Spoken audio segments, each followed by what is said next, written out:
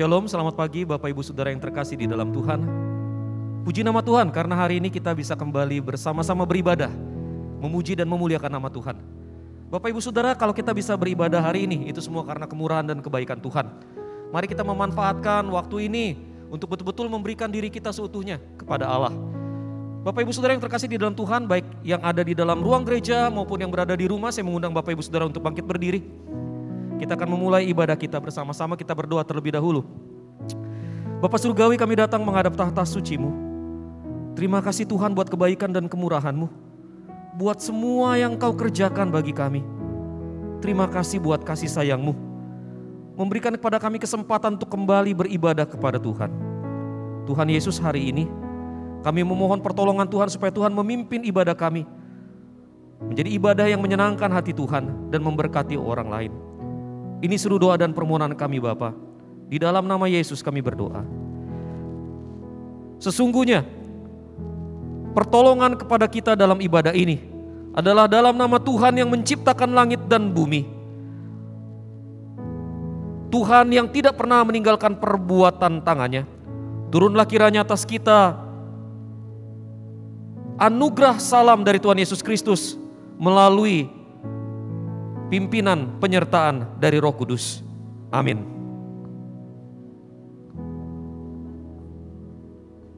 Silakan duduk kembali.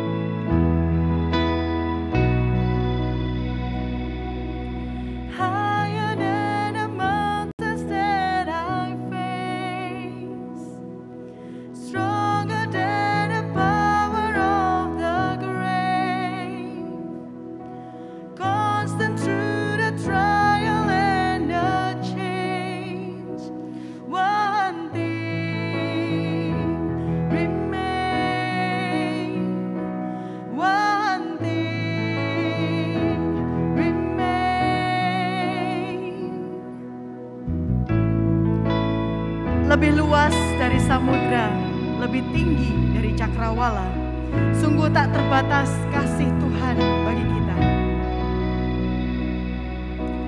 Higher than the mountains that I face, stronger than the power of the grave, constant through the trials and the chains. One thing remains. One thing remains. Your love never fails, it never gives up, it never runs out on me. Your love never fails, it never gives up, it never runs out on me. Your love never fails, it never gives up, it never runs out on me. Your love.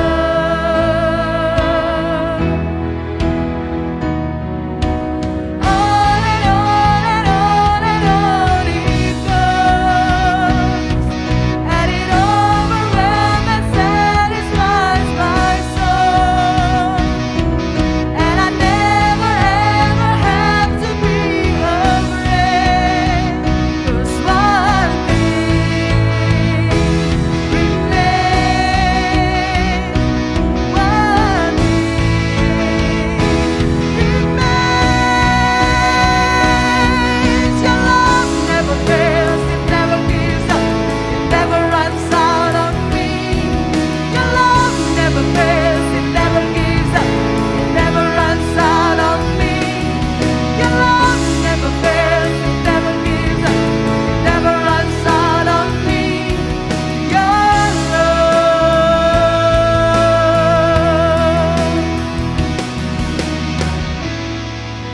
Sebab Engkau ya Tuhan baik dan suka mengampuni dan berlimpah kasih setia bagi semua orang yang berseru kepadanya.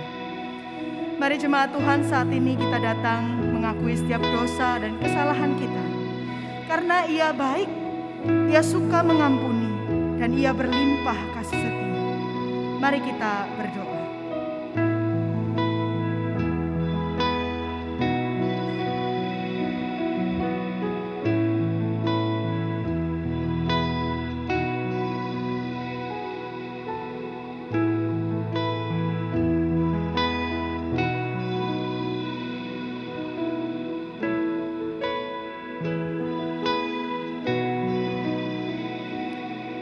In death, in life, I'm confident and covered by the power of your great love. My debt is paid, there's nothing that can separate my heart from your great love. In death, in life, I'm confident and covered by the power of your great love. My debt is paid, there's nothing that can separate my heart from your great love. Your love never fails, it never gives up, it never runs out on me. Your love never fails, it never gives up, it never runs out on me. Your love never fails, it never gives up, it never runs out on me. Your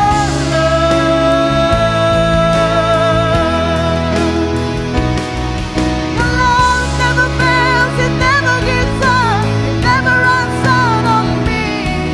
Your love never fails, it never gives up, it never runs out on me.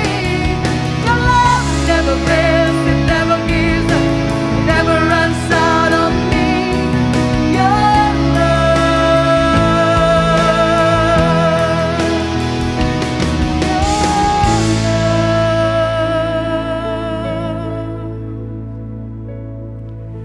Terima kasih Tuhan, terima kasih.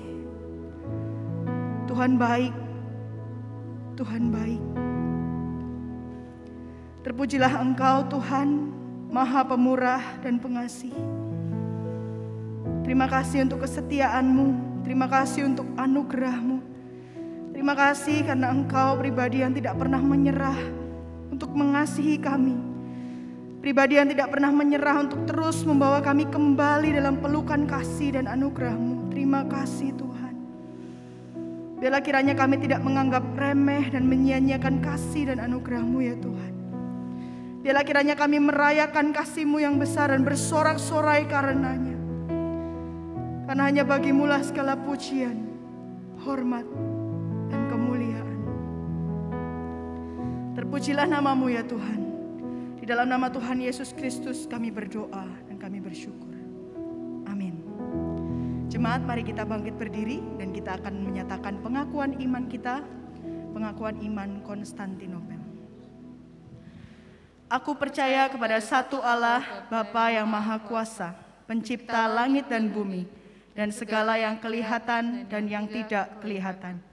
Dan kepada satu Tuhan Yesus Kristus, satu-satunya anak Allah yang diperanakkan dari Bapa sebelum alam semesta, Allah dari Allah, terang dari terang, Allah yang sejati dari Allah yang sejati, diperanakkan bukan dicipta, sehakikat dengan Sang Bapa, oleh siapa segala sesuatu dicipta, yang untuk kita manusia dan untuk keselamatan kita telah turun dari dosa, dan diinkarnasikan oleh Roh Kudus dari anak darah Maria dan dijadikan manusia. Ia telah disalibkan juga bagi kita di bawah pemerintahan Pontius Pilatus. Ia menderita dan dikuburkan, dan pada hari ketiga ia bangkit kembali sesuai dengan kitab suci dan naik ke surga dan duduk di sebelah kanan Bapa. Dan ia akan datang kembali dengan kemuliaan untuk menghakimi orang yang hidup dan yang mati, yang kerajaannya takkan berakhir. Dan aku percaya kepada Roh Kudus, Tuhan dan pemberi kehidupan, yang keluar dari Bapa dan Anak, yang bersama-sama dengan Bapa dan Anak disembah dan dimuliakan, yang telah berfirman dengan perantaraan para nabi. Dan aku percaya satu gereja yang am dan rasuli. Aku mengakui satu baptisan untuk pengampunan dosa. Dan aku menantikan kebangkitan orang mati dan kehidupan di dunia yang akan datang. Amin. Tak berkesudahan kasih setia Tuhan, tak habis-habisnya rahmat-Nya, selalu baru tiap pagi, besar kesetiaan-Nya. Mari merayakan kasih setia-Nya, mari nyanyikan rahmat dan anugerah Tuhan untuk selama-lamanya. I will sing all the mercies of the Lord forever. I will sing, I will sing, I will sing all the mercies of the Lord forever. I will sing all the mercies of the Lord.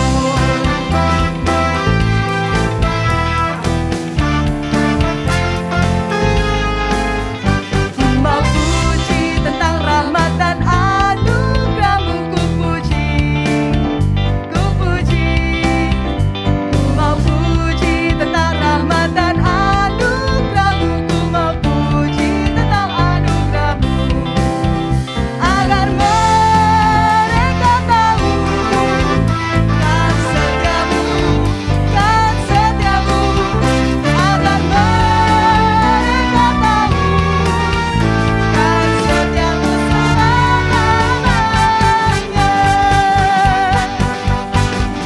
Kasih Allah tak berkesudahan, selalu baru setiap pagi. Hey, rahmat-Nya pun tak pernah berakhir seumur hidupku. Dengan sukacita ku kan hari, dengan sorak-sorai memuji, ku naikkan pujian. Haleluya. Nyanyi bagi Dia Sang Raja, nyanyi bagi Dia Sang Raja.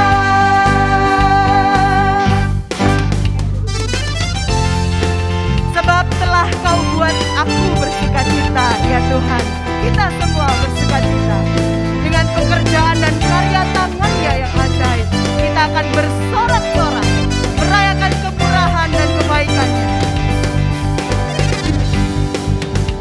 Agar mereka tahu kan setiamu, kan setiamu.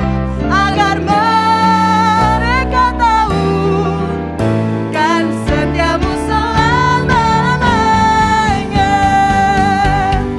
Dengan sukacita ku kan hari, dengan sorak-sorai memuji, ku naikkan pujian. Haleluya. Nyanyi bagi Dia Sang Raja, nyanyi bagi Dia Sang Raja selamanya.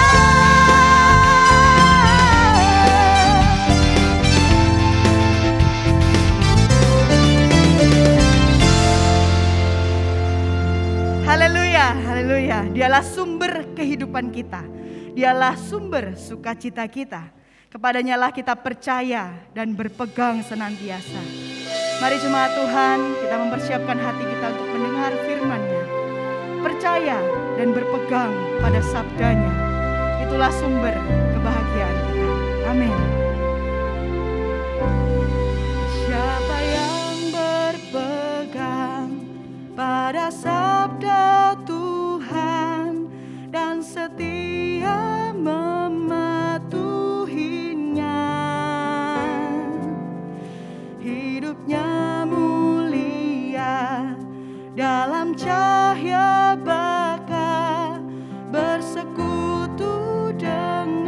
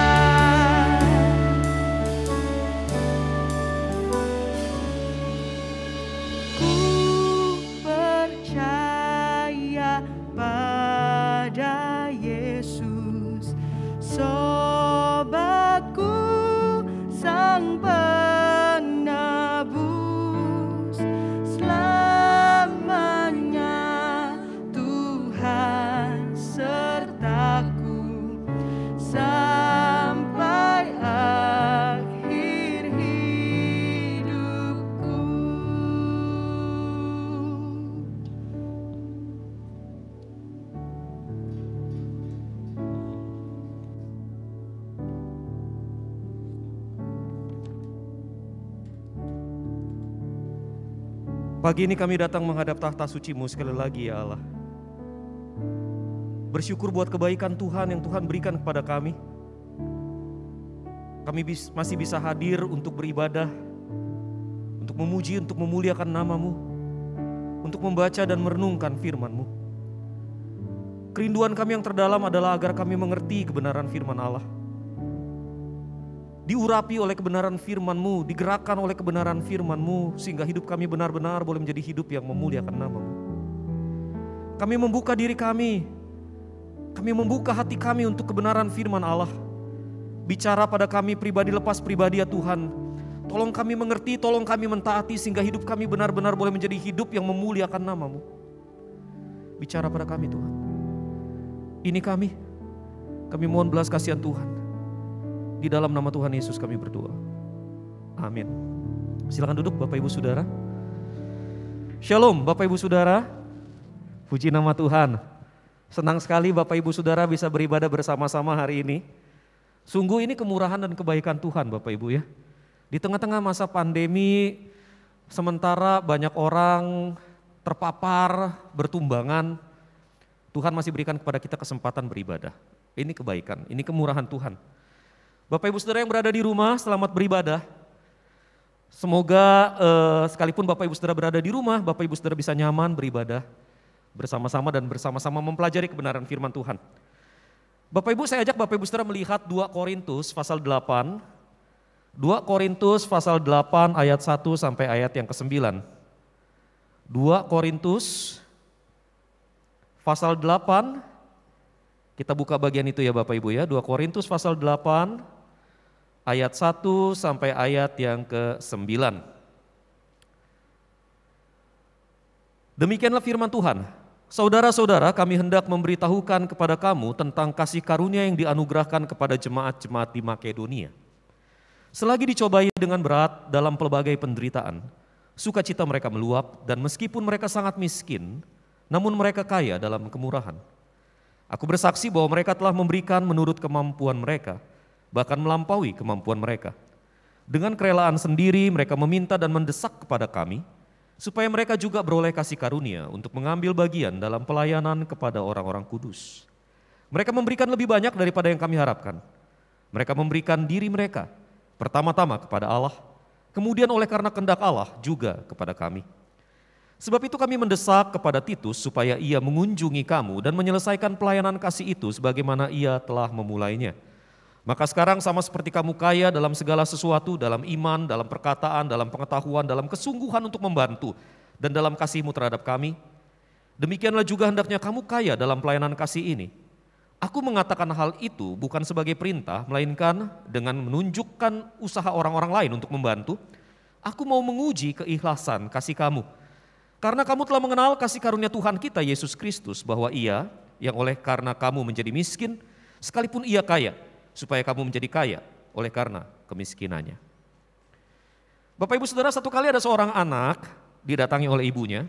Ibu ini berkata kepada anaknya, "Nak, kita mau pergi ke gereja ya. Ini mama kasih kamu uang." Mamanya kasih uang 12.000 Bapak Ibu Saudara. 1 lembar 10.000 dan 1 lembar 2.000. Lalu kemudian mamanya bilang begini pada anaknya, "Nak, nanti waktu kantong persembahan diedarkan, kamu masukkan ya, yang mana yang kamu mau masukkan, yang tidak kamu masukkan itu buat kamu." "Iya mah," kata anaknya begitu ya.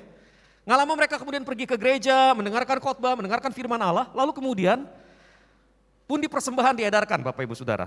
Pundi persembahan diedarkan. Nah, ketika pundi persembahan diedarkan, si anak memasukkan tangannya ya dengan uangnya ke dalam kantong persembahan, lalu setelah itu selesai. Ibadah selesai, mereka pulang. Nah Bapak Ibu Saudara, pada waktu mereka pulang, Bapak Ibu Saudara, mamanya tanya, "Nak, kamu masukin yang mana? Kamu masukin yang mana?" Anak ini kemudian bilang gini sama mamanya, "Mah, tadinya saya mau masukin 10.000. Tapi sebelum persembahan itu tadi pemimpin pujian, orang yang tadi di mimbar bilang, kalau kita harus memberi dengan hati yang sukacita. Nah Mah, saya tahu kalau saya akan sangat sukacita kalau saya persembahkan yang 2.000. Jadi saya kasih yang 2.000. Bapak Ibu Saudara, saya yakin bukan ini yang dimaksud oleh mamanya begitu ya. Saya yakin mamanya mau supaya anaknya kasih yang 10.000. Tapi itu yang terjadi. Saya lebih sukacita memberi yang 2.000. Saya tidak sukacita kalau saya memberi yang 10.000. Ini problem kita Bapak Ibu Saudara, bukan problem anak ini semata, ini problem kita. Bapak Ibu Saudara, sejatinya masalah kita adalah masalah untuk memberi. Sulit bagi kita untuk bisa memberi dengan sukacita atau memberi dengan cheerful heart. Sulit bagi kita melakukannya.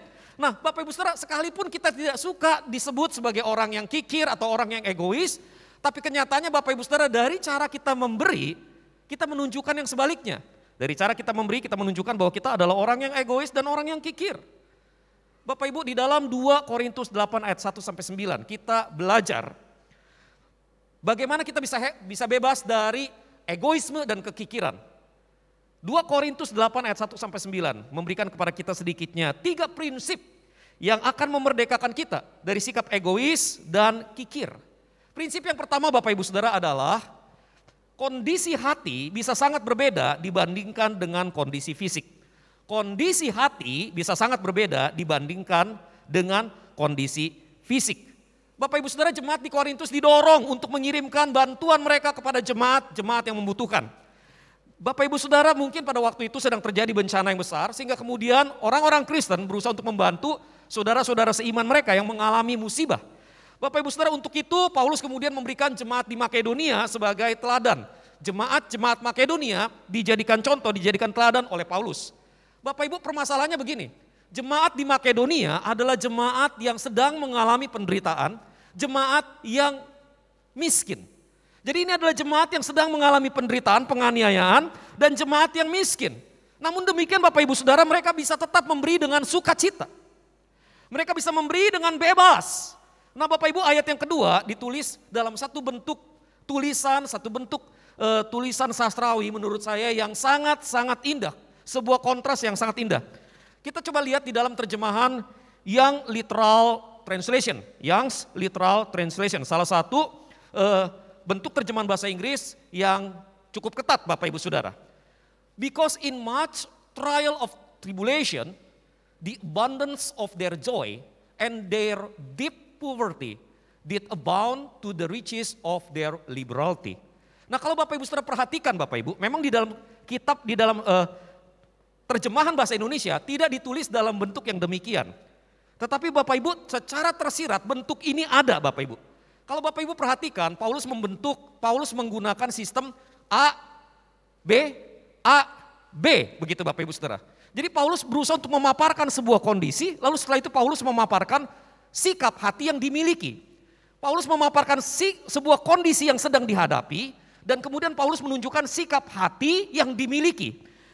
Di bagian yang pertama, Paulus menggambarkan kondisi yang dihadapi jemaat. Because in much trial of tribulation, di dalam begitu banyak pencobaan penderitaan, the abundance of their joy, berlimpah sukacita. In their deep poverty, di dalam kemiskinan mereka yang sangat dalam, did abound the riches of their liberality. Betul-betul melimpah di dalam kekayaan, kebebasan. Dengan kata lain Bapak Ibu Saudara, terjemahan ini menunjukkan bahwa kondisi hati seseorang bisa sangat berbeda dari kondisi fisik yang dia alami. Bahwa sesungguhnya penderitaan tidak harus menyebabkan kedukaan. Bahwa sesungguhnya kemiskinan tidak harus menyebabkan keterbatasan. Di dalam penderitaan seseorang masih bisa bersuka cita. Di dalam kemiskinan seseorang masih bisa memberi dengan bebas. Seseorang bisa tetap kelihatan kaya dengan kebebasan. Bapak Ibu Saudara yang terkasih di dalam Tuhan, bagi saya secara pribadi ini adalah sebuah praktek yang nyata di dalam kehidupan keluarga kami. Pada bulan Desember 2013, Papa mengalami stroke.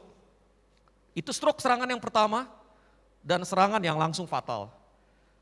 Papa mengalami pecah pembuluh darah di otak bagian belakang dan darahnya itu merendam batang otak selama lebih kurang 2 jam. Ini yang menyebabkan kelumpuhan beliau. Bapak Ibu Saudara, Papa itu orangnya selalu positif, ya. Papa itu orangnya selalu positif. Kalau Bapak Ibu yang mengenal saya, jemaat Kutisari khususnya, itu pasti ngelihat saya orangnya selalu bisa menyambut orang dengan ramah begitu ya, maksudnya kemana, apa kabar, begitu, itu gaya-gayanya saya. But actually Bapak Ibu Saudara, saya belajar dari dia. Papa itu setiap kali ada teman saya datang, misalnya namanya Acong begitu ya. Acong, sini. Ada apa Om? Sini. Duduk. Udah makan belum? Udah Om, alah, udah makan aja di sini nggak apa-apa. Itu gayanya Bapak saya, Bapak Ibu Saudara. Teman-teman saya, beberapa manggil Papa saya Papa. Malah dia yang manggil bapak gue papa gitu ya. Jadi Bapak Ibu Saudara, papa saya adalah tipe orang yang hangat, orang yang positif. Papa saya buat saya adalah salah seorang motivator terbaik. Walaupun dia cuma SDTT, sekolah dasar tidak tamat. Nah papa, Bapak Ibu Saudara, dia selalu berusaha menunjukkan bahwa there is nothing to worry about in this life. Papa orangnya cuma tinggi segini, Bapak Ibu Saudara, saya pendek, dia apalagi begitu. Cuma dia pendekar, pendek dan kekar. Nah papa itu selalu biasa angkat barang-barang. Kalau menurut dia nih kayaknya terlalu berat buat anaknya angkat, dia gak mau kasih saya angkat. Dia angkat sendiri barangnya. Saya tanya, Pak bisa dibantu gak? Gak usah, loh Pak itu berat. Tenang, papa kuat. Selalu ngomongnya gitu. Setiap kali ada masalah, papa lagi sakit ya? Enggak apa-apa. Loh papa lagi sakit, jangan gak apa-apa. Papa kuat. Papa pulang dari tempat kerja dengan muka yang susah begitu ya. Saya tanya, Pak ada apa Pak? Gak apa-apa, tadi ada masalah ya di kantor ya Pak ya? Di pabrik ada masalah? Iya tapi gak apa-apa, Papa kuat. Selalu ngomongnya begitu, Papa kuat, gak ada apa-apa, Papa kuat, Papa bisa. Ketika Papa kena stroke Bapak Ibu Saudara, seperti yang Bapak Ibu lihat wajahnya, dia selalu tersenyum. Padahal dokter udah bilang kepada kami Bapak Ibu Saudara bahwa semua metode pengobatan, semua teknik pengobatan, semua teknologi pengobatan yang berhubungan dengan batang otak sudah dilakukan pada Papa dan belum ada ilmu, belum ada teknologi yang melampaui itu. Dengan kata lain pengobatan buat Papa sudah maksimal dan dokter berkata yang perlu kalian lakukan sekarang adalah cari uang yang banyak, mungkin ini akan bertahun-tahun dan menghabiskan banyak uang dan kalian berdoa minta mujizat. Itu berarti bahwa dokter udah angkat tangan. Secara medis sudah gak ada harapan buat Papa. Tapi di tengah kondisi seperti itu Papa bisa tetap tersenyum. Nah setiap kali kami datang mengunjungi Papa karena kami kan memang pisah rumah dari orang tua. Sejak menikah pisah rumah dari orang tua. Bapak Ibu Saudara setiap kali kami datang mengunjungi Papa, saya selalu tanya kondisi Papa. Saya biasanya teriak sih, nggak nanya karena saya takut Papa saya budak begitu ya. Aki, kumaha kabar Naki? Begitu ya, karena saya dilahirkan di Bandung. Papa sama saya kalau ngomong yang rahasia pakai bahasa Sunda begitu. Aki, kumaha kabar Naki? Maksudnya kakek, engkong gimana kabarnya Kong? Karena papa saya adalah kakek 8 cucu Bapak Ibu Saudara. Atau Pak, gimana Pak kabarnya Pak? Papa saya selalu begini. Seperti di gambar yang Bapak Ibu lihat. Selalu kasih jempol. Bapak Ibu Saudara ketika menjelang papa saya lumpuh total 7 tahun 2 bulan. Meninggal kemarin 8 Februari 2021 pukul 8:20 malam. Bapak Ibu Saudara, semakin kesini kondisi Papa semakin turun.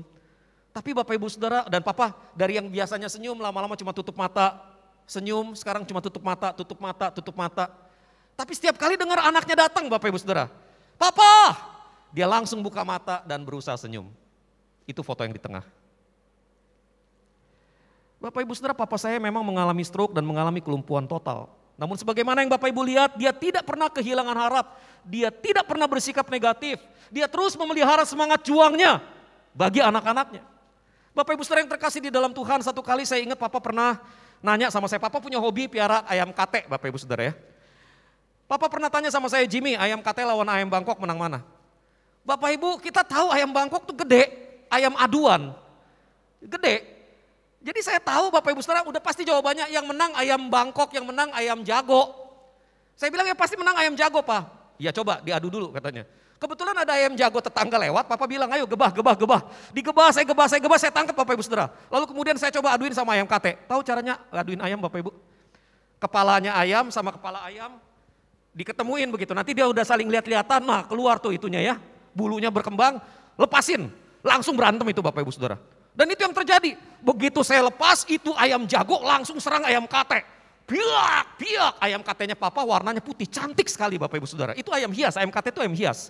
Jadi Bapak Ibu Saudara dihantam itu ayam kate, biak berdarah. Darahnya membasahi bulunya itu ayam begitu Bapak Ibu Saudara. Saya bilang sama Papa udah Pak cukup Pak. Itu mati ntar ayam katenya. Papa saya bilang ntar dulu Jim, lihat kakinya. Bapak Ibu Saudara, saya baru sadar bahwa ketika saya perhatikan kaki ayam kate itu Bapak Ibu, dia nggak bergeming sedikit pun. Dia nggak berpindah dari titik di mana dia berdiri. Setiap kali dia dihajar, badannya mundur ke belakang tapi langsung berdiri lagi. Nah ketika saya ngeliat itu Bapak Ibu Saudara, Papa saya langsung bilang, oke, pisahin.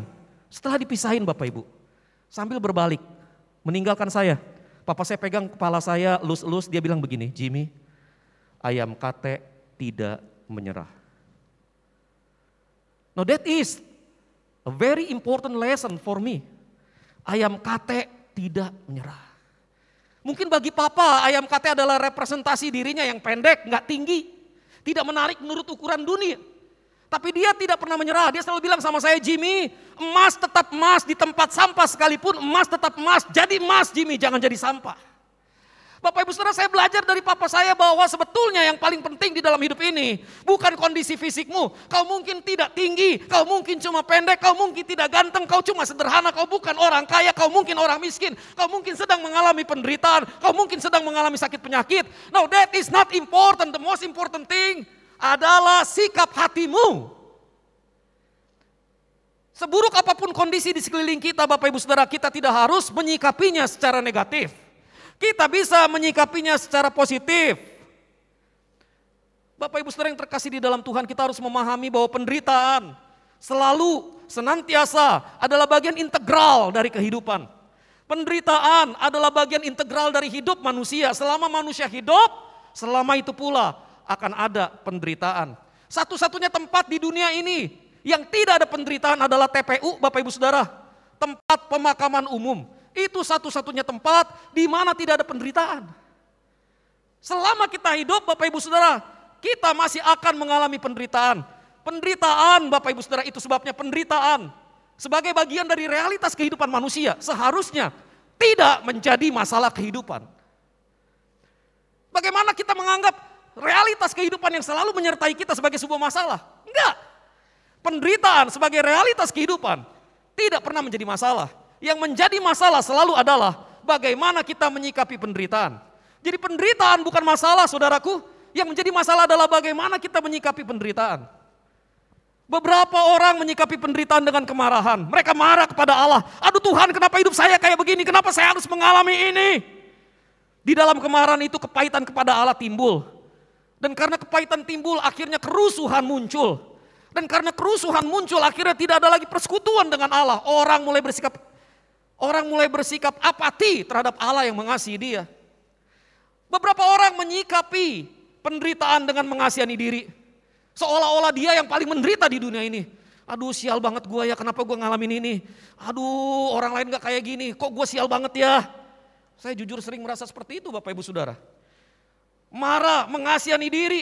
Seolah-olah kita adalah orang paling malang di dunia. Kita acap lupa Bapak Ibu Saudara bahwa kita cuma satu titik debu di tengah 6 miliar manusia. Kalau penderitaan adalah bagian integral dari kehidupan, maka 6 miliar manusia yang hidup ini tentunya mengalami penderitaan juga. Penderitaan kita mungkin berbeda dari penderitaan orang lain, tetapi penderitaan itu tidak pernah spesial. Seolah-olah penderitaan kita lebih spesial dibanding penderitaan orang lain, enggak pernah. Semua orang menderita Bapak Ibu Saudara. Dan kalau semua orang menderita, kenapa kita seolah-olah punya hak untuk bersikap seolah-olah penderitaan kita yang paling menyusahkan? Kenapa kita berpikir penderitaan kita begitu spesial? Gak pernah begitu Bapak Ibu Saudara. Kita lihat bahwa masalah penderitaan tidak terletak pada penderitaan, namun pada bagaimana kita menyikapinya. Ada orang yang menderita tetapi tetap bisa bersuka cita. Ada orang yang miskin tetapi tidak dibelenggu oleh kemiskinan. Ada orang yang sakit tapi masih bisa tetap angkat jempol. Menguatkan orang lain. Masalahnya adalah selalu sikap hati. Dan bukan pada penderitaan. Sekarang pertanyaannya Bapak Ibu Saudara, bagaimana kita bisa memiliki sikap hati yang berkemenangan di tengah-tengah penderitaan? Bagaimana kita bisa memiliki sikap hati yang bebas di tengah-tengah kemiskinan? Kita masuk dalam prinsip yang kedua Bapak Ibu Saudara. Prinsip yang kedua adalah memberi diri kepada Allah adalah sumber kekuatan di dalam tekanan. Kalau kita bertanya kenapa orang menderita bisa tetap bersuka cita? Kenapa orang miskin bisa tetap kaya di dalam kebebasan? Apa yang menjadi sumber kekuatan dari jemaat Diakonia, dari jemaat Makedonia? Apa yang membuat mereka bisa begitu kuat? Bapak Ibu Saudara, di dalam ayat yang ketiga sampai ayat yang keenam, Paulus menunjukkan sumber kekuatan itu saudara. Nah sebelum saya menjelaskan lebih jauh, saya ingin Bapak Ibu Saudara memahami bahwa di dalam 2 Korintus pasal 8 ayat yang ketiga sampai ayat yang keenam itu di dalam bahasa aslinya tidak ada titik. Itu di dalam bahasa aslinya satu kalimat lengkap. Seperti saya ngomong begini. Ko Acong pergi kemana? Oh, Ko Acong pergi ke pasar. Ayo kita pergi sama-sama ke pasar. Itu ada titiknya. Dan tidak satu nafas. Tapi 2 Korintus 8 ayat 3 sampai 6 itu seolah-olah begini ngomongnya. Ko Acong pergi kemana? Pergi ke pasar. Beli apa Ko Acong? Beli ayam. Oh Ko Acong, nanti kalau pergi ke pasar yuk kita pergi sama-sama yuk. Nah kalau nanti pulangnya ikut saya aja Ko Acong. Nanti begini. Nah itu kalimat panjang satu nafas. 2 Korintus 3 ayat 6, 2 Korintus 8 ayat 3 sampai 6 itu adanya satu nafas. Diterjemahkan dari bahasa aslinya Bapak Ibu Saudara, kurang lebih harafiahnya begini.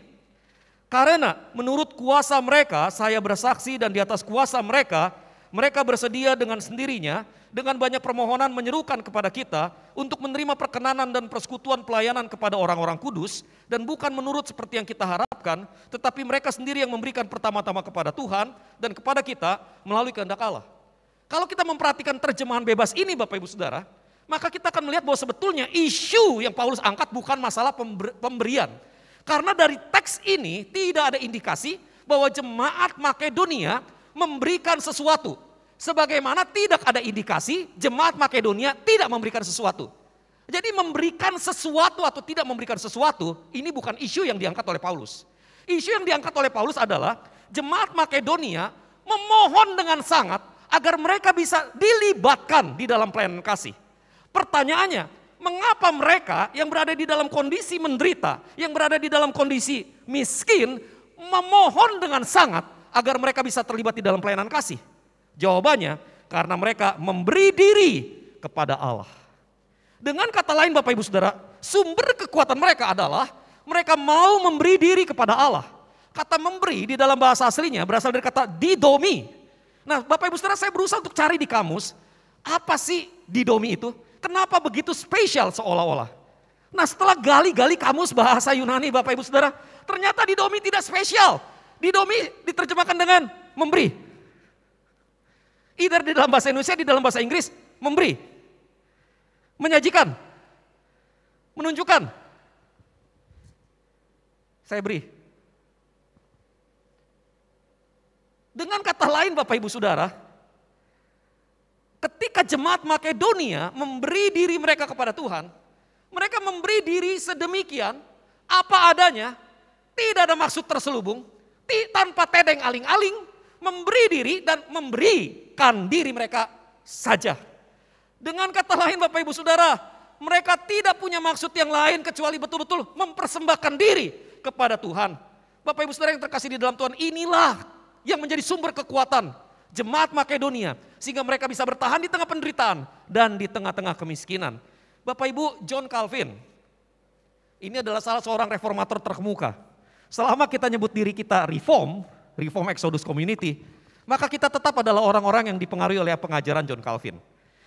Kalau orang pergi ke sekolah teologi Bapak Ibu Saudara, entah dia Reform, entah dia tidak Reform, dia mau tidak mau, suka tidak suka, harus belajar dari John Calvin.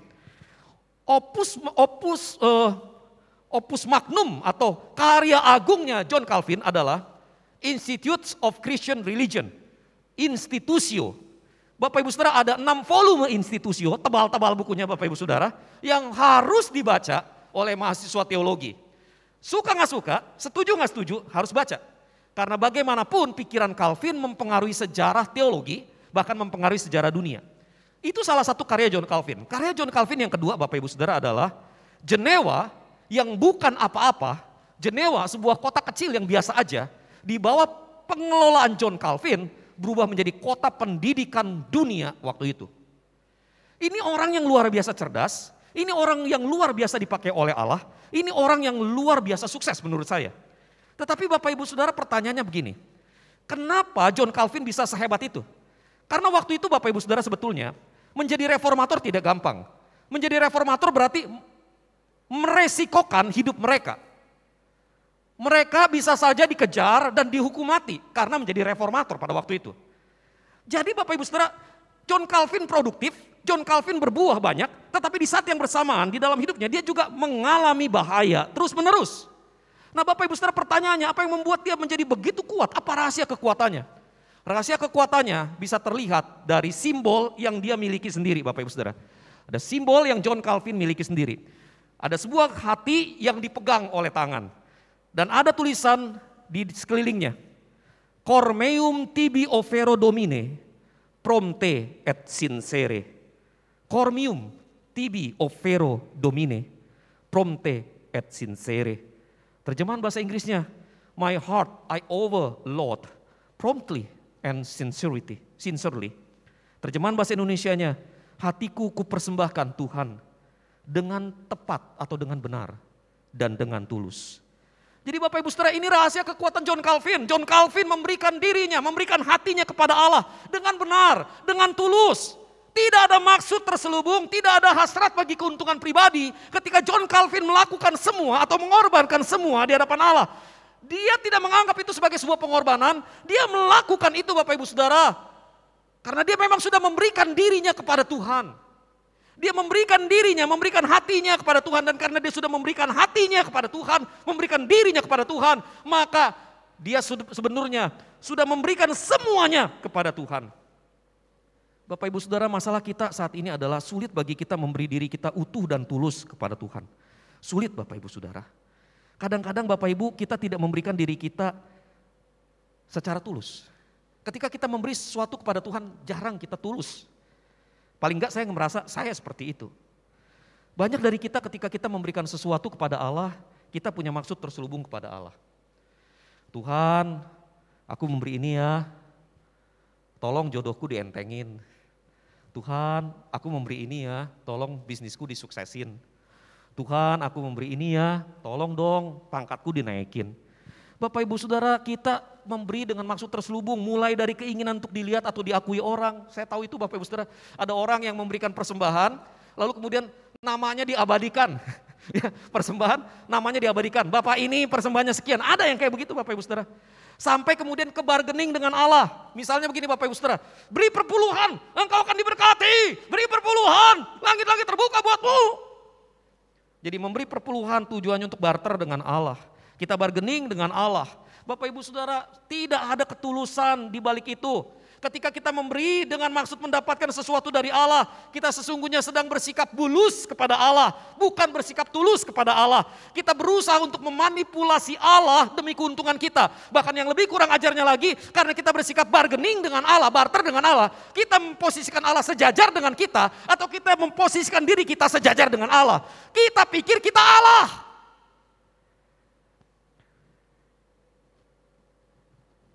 Bapak Ibu Saudara, kita nggak boleh lupa bahwa sejatinya Allah tidak pernah membutuhkan apapun dari kita. Di satu sisi Bapak Ibu Saudara, Allah tidak membutuhkan kita sebab Allah cukup dengan dirinya sendiri. Tapi di sisi yang lain Bapak Ibu Saudara, Allah tidak membutuhkan kita karena segala sesuatu yang kita miliki sejatinya adalah milik Allah. Entah kita serahkan kepada Allah atau tidak, entah kita mengakui Dia sebagai Allah atas hidup kita atau tidak, semua milik kita adalah milik Allah. Allah tidak membutuhkan apapun dari kita. Dan Allah tidak bisa dimanipulasi oleh pemberian-pemberian kita. Lalu apa yang Allah inginkan dari kita Bapak Ibu Saudara? Kalau kita baca Alkitab baik-baik, maka kita mengerti bahwa yang Allah inginkan dari kita adalah diri kita sendiri untuk Allah. Itu sebabnya Bapak Ibu Saudara, di dalam kitab Kejadian diceritakan bagaimana Allah menciptakan alam semesta dan menciptakan manusia. Untuk menciptakan alam semesta Allah berfirman. Allah berfirman, matahari ada, bulan ada, darat ada, laut ada. Hanya dengan berfirman. Tapi ketika Allah menciptakan manusia, Allah mengulurkan tangannya mengambil debu tanah, membentuk manusia dengan tangannya, mendekatkan manusia pada dirinya, lalu menghembuskan nafas kehidupan ke dalam hidung dan mulut manusia sehingga manusia itu hidup. Allah menjadikan penciptaan manusia begitu intim dan begitu pribadi. Mengapa? Sebab itu yang Allah inginkan dari kita. Allah ingin memiliki hubungan yang intim dan dalam. Allah ingin memiliki hubungan yang kaya dengan manusia. Allah ingin mencintai manusia sebagaimana Allah ingin dicintai oleh manusia. Bapak Ibu Saudara, Allah itu kasih. Dan kasih membutuhkan objek untuk dikasihi. Dan bagi Allah objek untuk dikasihi adalah manusia. Bapak Ibu Saudara yang terkasih di dalam Tuhan, untuk itulah kita diciptakan untuk memberikan diri kita kepada Allah. Dan ketika Allah memberikan hukum Taurat Bapak Ibu Saudara, esensi dari hukum Taurat bukanlah 10 perintah jangan yang Allah berikan kepada Musa. Esensi hukum Taurat termaktub di dalam 2 kalimat ini Bapak Ibu Saudara. Kasihilah Tuhan Allahmu dengan segenap hatimu dan dengan segenap jiwamu dan dengan segenap akal budimu dan dengan segenap kekuatanmu. Kasihilah sesamamu manusia seperti kau mengasihi dirimu sendiri. Dengan kata lain Bapak Ibu Saudara, yang Allah mau dari kita adalah agar kita mengasihi Allah dengan segenap, dengan segenap, dengan segenap. Allah ingin agar kita mengasihi Allah dengan totalitas diri kita. Yes, He want us to give all of ourselves to God. Semua tanpa sisa, total buat Allah. Dan untuk inilah Yesus mati di atas kayu salib Bapak Ibu Saudara. Dosa menghalangi kita dari kasih Allah. Dosa menjadi penghalang antara kita dengan Allah. Dosa menjadi tembok yang memisahkan kita dengan Allah. Itu sebabnya Allah benci dosa. Kalau Anda pernah mencintai seseorang dengan segenap hati dan jiwa Anda tahu bahwa apapun atau siapapun yang menghalangi cintanya untuk Anda dan cinta Anda untuk dia, Anda benci setengah mati pada hal itu. Bapak Ibu Saudara, Allah benci dosa sebab dosa menghalangi kita mengalami kasih Allah. Dosa menghalangi kita untuk mengasihi Allah. Itu sebabnya Yesus mati di atas kayu salib. Ketika Yesus mati di atas kayu salib, dia menghancurkan tembok pemisah. Bapak Ibu Saudara, kita cetek banget ketika kita berpikir bahwa Yesus mati supaya kita pindah dari neraka ke sorga. Cetek.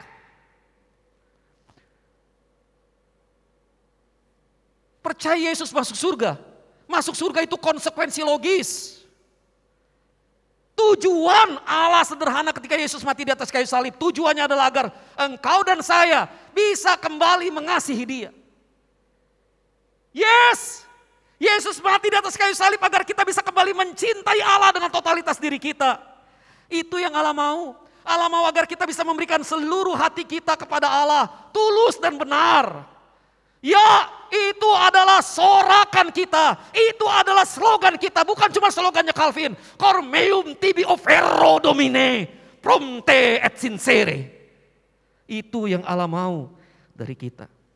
Tapi pertanyaannya Bapak Ibu Saudara, bagaimana kita bisa memberikan hati kita tulus dan utuh kepada Allah. Di tengah-tengah segala godaan dan bujuk rayu dunia ini.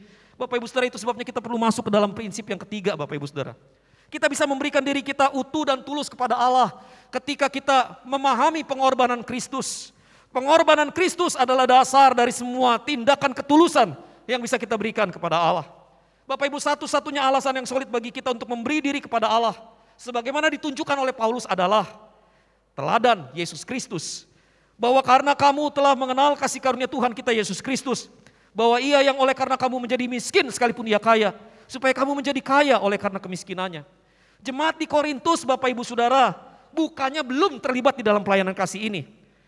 Sebaliknya ayat 6 dan ayat 7 mengindikasikan bahwa mereka sudah terlibat, hanya belum menyelesaikan. Walau begitu Bapak Ibu Saudara, Paulus nampaknya mendorong agar jemaat di Korintus menyelesaikan pemberiannya. Namun sebagaimana yang ditunjukkan di dalam ayat yang ke-8, bukan supaya pemberian itu genap, tetapi lebih ke arah jemaat di Korintus belajar melalui pemberian ini, memberi dengan hati yang tulus. Kata tulus, Bapak Ibu Saudara, di dalam bahasa aslinya berasal dari kata gnesios. Gnesios artinya genuine, asli, atau sincerely true. Benar dengan tulus. Dengan kata lain bagi Paulus yang terpenting bukanlah apa yang diberikan, namun sikap hati orang yang memberi. Karena kalau ngomong mengenai apa yang diberikan, jemaat di Korintus lebih dari mampu memberi banyak dibanding dengan jemaat Makedonia. Tapi fakta bahwa jemaat di Makedonia, jemaat di Korintus diminta belajar dari jemaat di Makedonia menunjukkan bahwa sebetulnya ada sesuatu yang kurang di dalam pemberian jemaat Korintus. Apa yang kurang?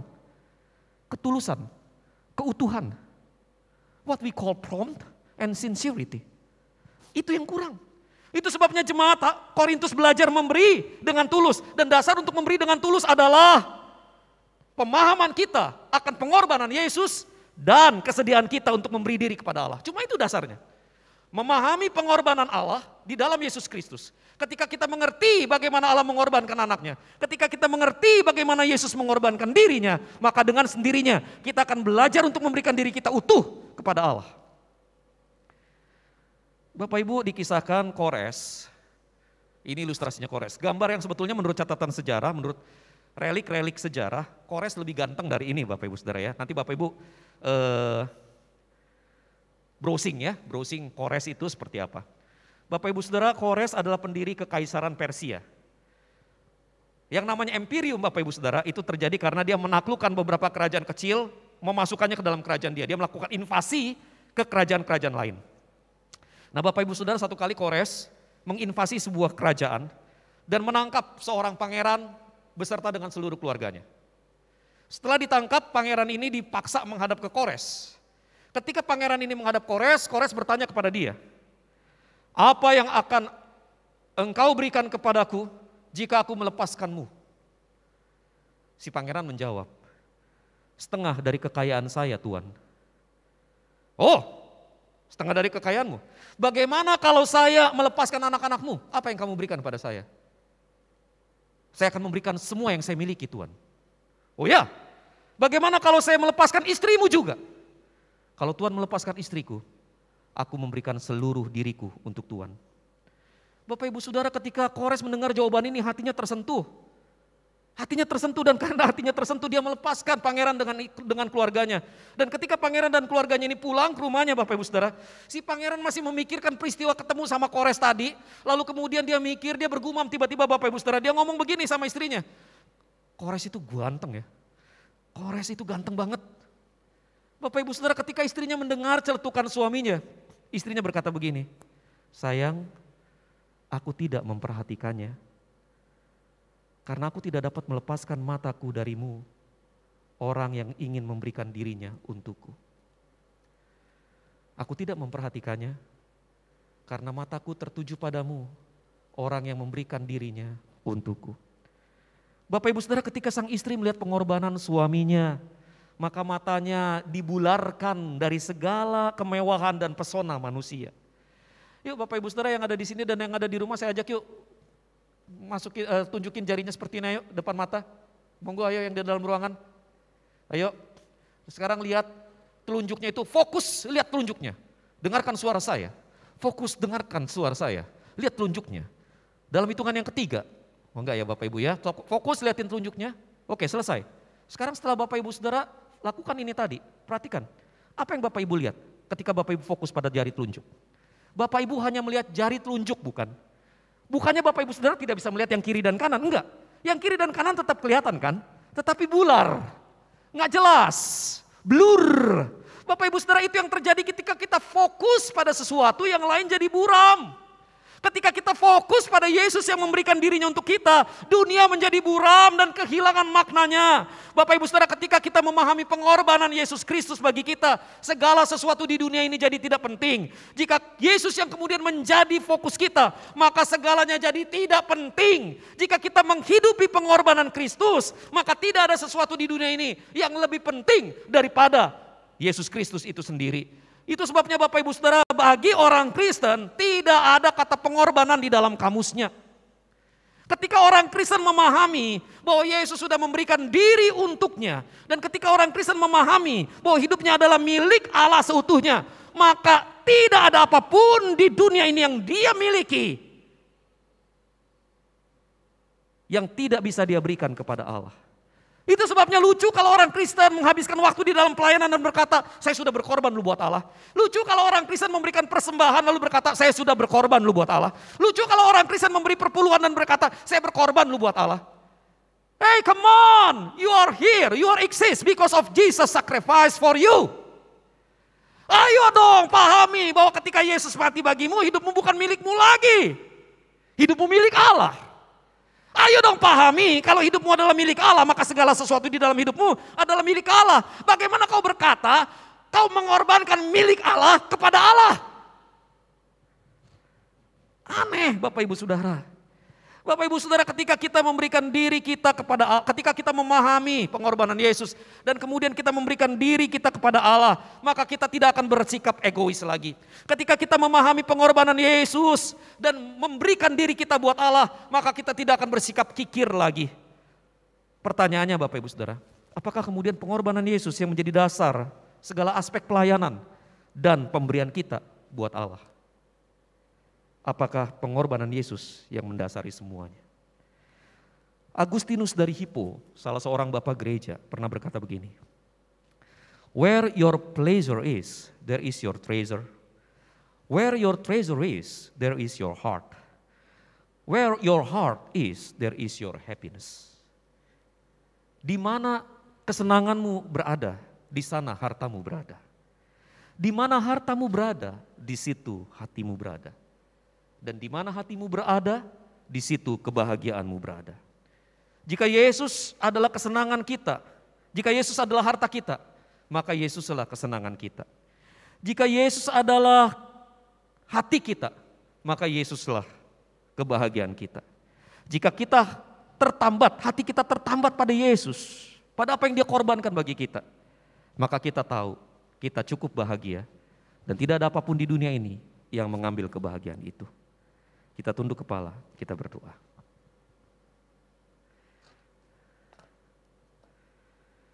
Bapak Ibu Saudara, mari kita mengambil waktu teduh sejenak, kita merenungkan kebenaran firman Tuhan ini. Mari kita mengkaji diri, apakah kita bersikap egois, apakah kita menjadi kikir, apakah bagi kita diri kita yang lebih penting, apakah bagi kita harta kita adalah milik kita yang harus kita pertahankan. Cinta akan uang adalah akar segala kejahatan. Karena dengan mengejarnya, orang terlibat di dalam berbagai-bagai penderitaan. Seorang pengkhotbah pernah berkata begini, apa yang kutahan dari Allah, hilang. Apa yang kupersembahkan kepada Allah, tetap berada di tanganku. Sesungguhnya ketika kita memberi, bahkan ketika kita memberi diri kita tidak pernah rugi, kita gak pernah kehilangan. Sebab Allah gak pernah berutang. Apa yang Allah ambil, Allah ganti berlipat kali ganda. Bahkan sebelum kita sempat memberi, Allah sudah memberikan anaknya buat kita. Saudaraku, mari kita renungkan pengorbanan Yesus. Dia yang kaya menjadi miskin agar kita menjadi kaya. Mari kita melihat apakah kita sudah memberikan diri kita utuh kepada Allah.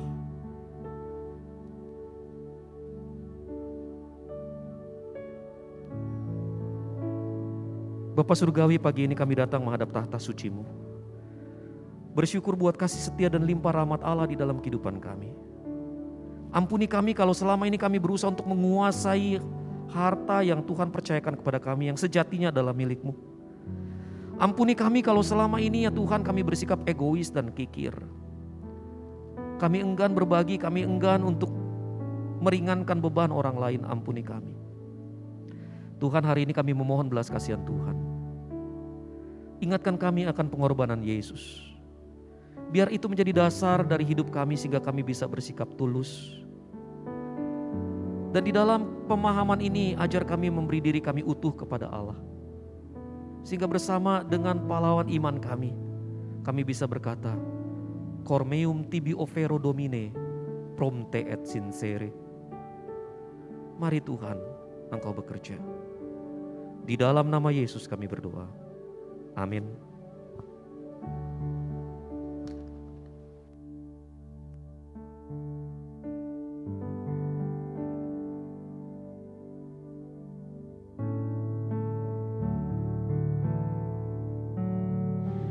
Kiranya firman Tuhan kembali menyelidiki dan melihat sampai kedalaman hati kita.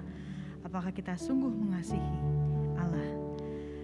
Sambil memberikan persembahan sebagai respon kita pada firman Tuhan, marilah kita, jemaat Tuhan bisa memberikan persembahan melalui rekening maupun QRIS yang sudah ada di layar masing-masing. Yang di Rekutisari bisa memberikan lewat amplop yang bisa dimasukkan dalam kotak persembahan.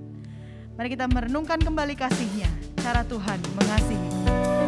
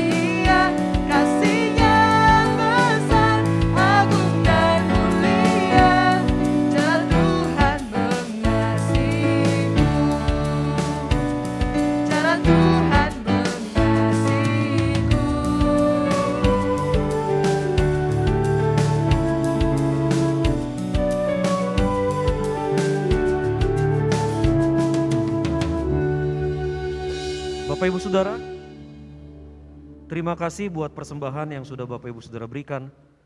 Kita doakan supaya persembahan itu bisa dipakai seluas-luasnya untuk perluasan kerajaan Allah. Mari kita bersama-sama tunduk kepala, kita berdoa mempersembahkan persembahan kita kepada Tuhan. Bapa yang baik, kami datang menghadap tahta suci-Mu sekali lagi. Kami berterima kasih kepadamu karena Engkau memberikan kepada kami kekuatan untuk bekerja, untuk berdagang, untuk berusaha. Engkau memberikan kepada orang-orang di sekeliling kami kesehatan, sehingga kami bisa mendapatkan apa yang kami miliki saat ini. Semua yang kami punya adalah karena kemurahan Tuhan. Semua yang kami miliki adalah milik-Mu. Kami mempersembahkannya ke dalam tangan-Mu sebagai sebuah pernyataan simbolis bahwa sesungguhnya kami memahami dan menyadari hidup kami semata-mata adalah milik Allah. Dan yang ingin kami persembahkan sejatinya adalah diri kami buat Tuhan. Tuhan Yesus, hamba-Mu berdoa, mengucap syukur buat persembahan yang sudah diberikan.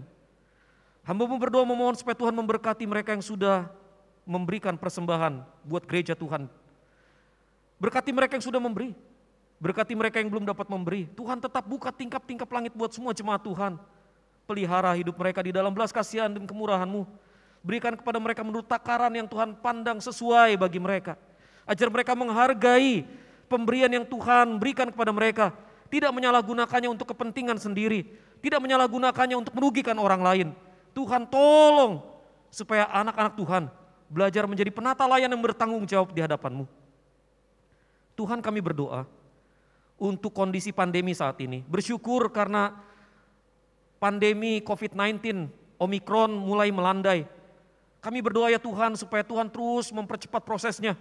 Tuhan memakai tenaga medis yang ada untuk membantu proses penyelesaian masalah pandemi ini. Tuhan memberkati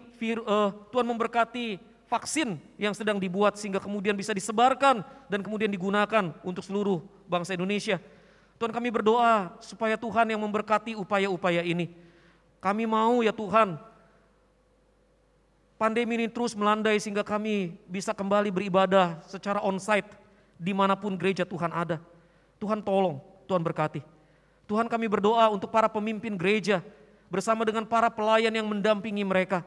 Lindungi mereka dari apa yang jahat, lindungi mereka dari sakit penyakit. Dan ketika mereka mengalami sakit, Tuhan Engkau sembuhkan, Engkau memberikan damai di dalam hati mereka.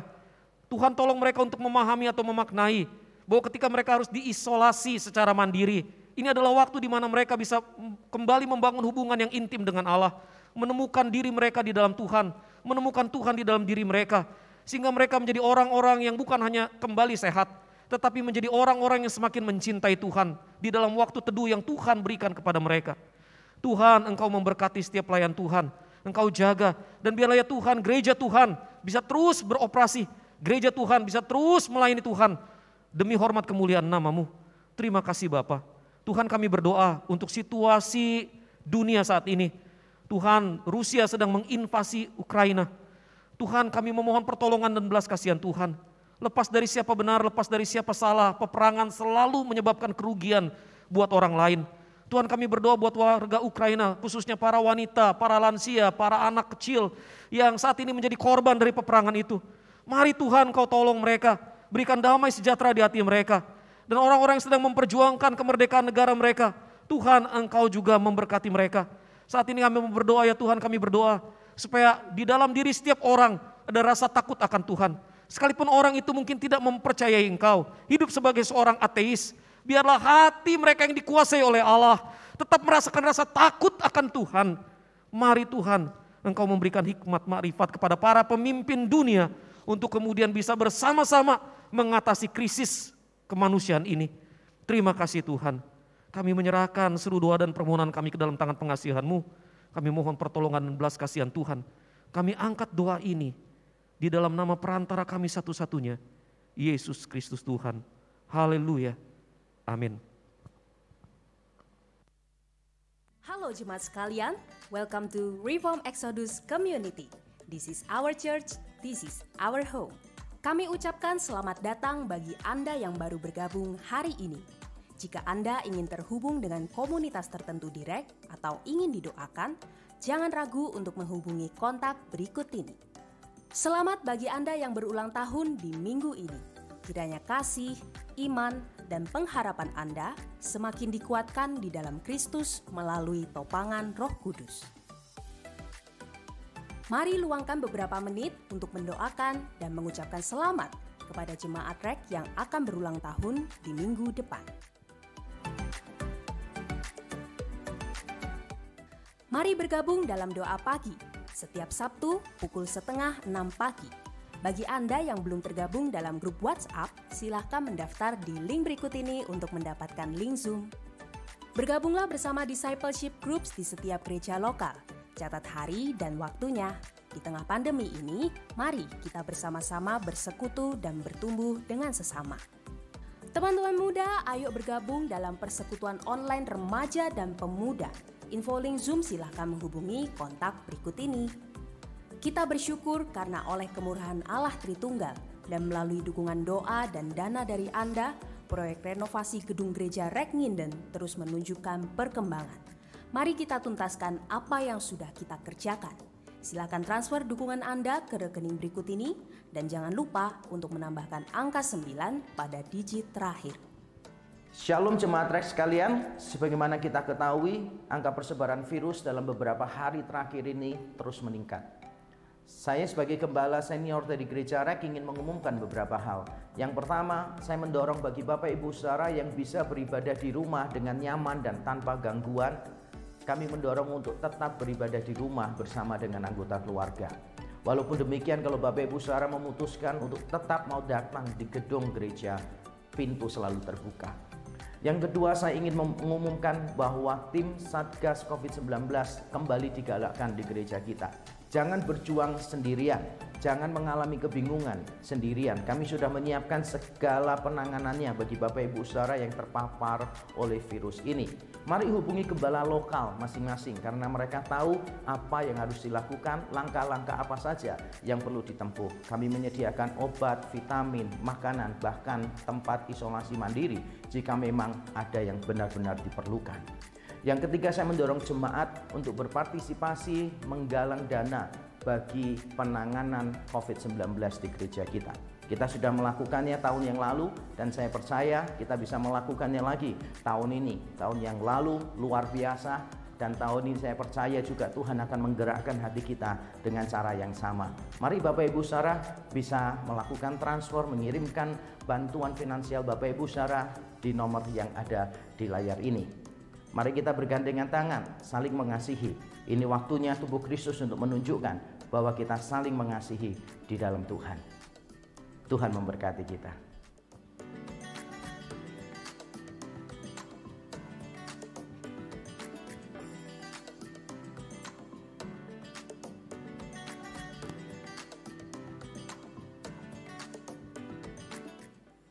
Demikianlah informasi untuk minggu ini. Marilah kita teguh berpegang pada pengakuan tentang pengharapan kita, sebab Ia yang menjanjikannya setia.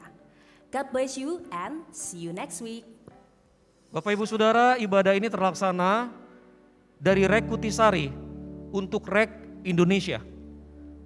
Bapak Ibu Saudara, di REK manapun Bapak Ibu Saudara beribadah, sebagai gembala jemaat lokal REK Kutisari, saya menyerukan, saya mengajak Bapak Ibu Saudara untuk berdoa bagi para pemimpin Bapak Ibu Saudara.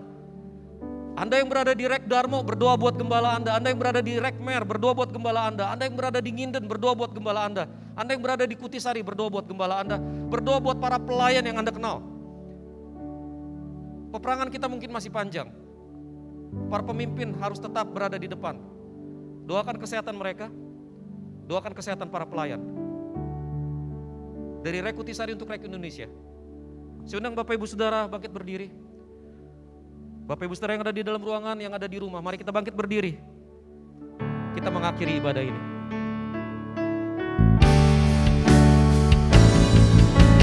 Puji dia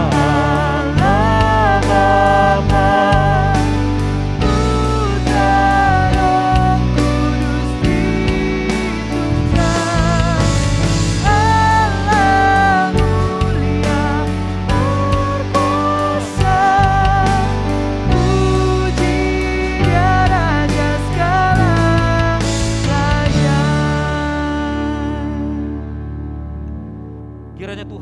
hatimu. Yang sakit Tuhan sembuhkan. Yang berbeban berat Tuhan hiburkan.